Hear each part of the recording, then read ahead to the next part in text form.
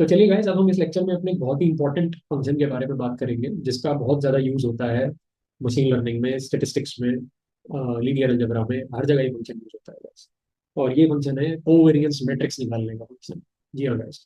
तो अगर आपके पास कोई डेटा है, जैसे गाइस अगर हम एग्जांपल के तौर पे मान लें कि हमारे पास एक डेटा है यहाँ पे, और ये हमारा छोटा सा डाटा है। मतलब आप इस डेटा को ऐसा समझ लीजिए कि एक पेंडास डेटा फ्रेम था जिसमें दो रोज थी और पांच कॉलम थे।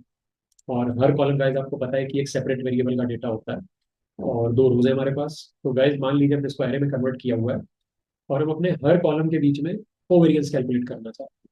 तो हमारे पास पांच कॉलम है, तो अगर आप पांच कॉलम्स के बीच में कोवेरियंस कैलकुलेट करेंगे तो गाइज आपको पता है कि कोवेरियंस एट अ टाइम से दो ही कॉलम्स के बीच में कैलकुलेट हो सकती है। लेकिन हमारे पास पांच कॉलम है, तो गाइज अगर आप पांच कॉलम्स के लिए कोवेरियंस कैलकुलेट करेंगे तो आपको एक 5 बाई 5 की कोवेरियंस मैट्रिक्स मिलेगी। ठीक है।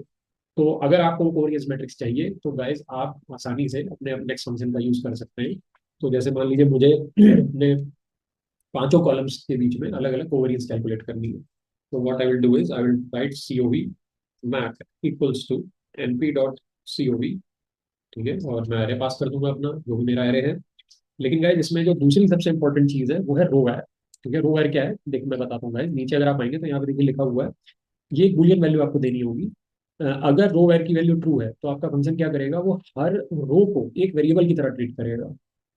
ठीक है। लेकिन गाइस आपको भी पता है पेंडास लाइब्रेरी से या नॉर्मली अगर आपने थोड़ी बहुत स्टैट्स भी पढ़ी हुई है तो हमारा जो टेबुलर डेटा होता है, यानी कि जो पेंडास डेटा फ्रेम या नंपाई अरे की फॉर्म में होता है, उसमें हमारा हर कॉलम एक वेरिएबल की तरह रिप्रेजेंट होता है, ना कि हर रो एक वेरिएबल की तरह रिप्रेजेंट होती है।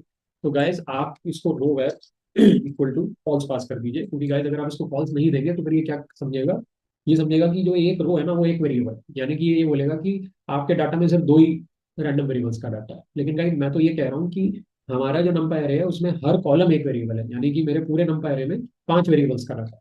ठीक है, तो दैट इज द सिचुएशन। तो इसीलिए मैंने गाइस रो एर को फॉल्स कर दिया, ताकि हमारा जो सीओवी फंक्शन है वो हर कॉलम को एक वेरिएबल के डेटा की तरह ट्रीट करे, यानी कि मेरे नंपाई अरे के अंदर पांच अलग अलग वेरिएबल्स का डाटा है, मैं ये मान के चल रहा हूँ। तो इसीलिए मैंने रो एर को फॉल्स कर दिया। अगर ट्रू कर देता तो फिर वो पांच वेरिएबल्स की तरह ट्रीट ना करता, बल्कि दो वेरिएबल्स की तरह ट्रीट करता, क्योंकि फिर वो हर रो को एक वेरिएबल के डेटा की तरह ट्रीट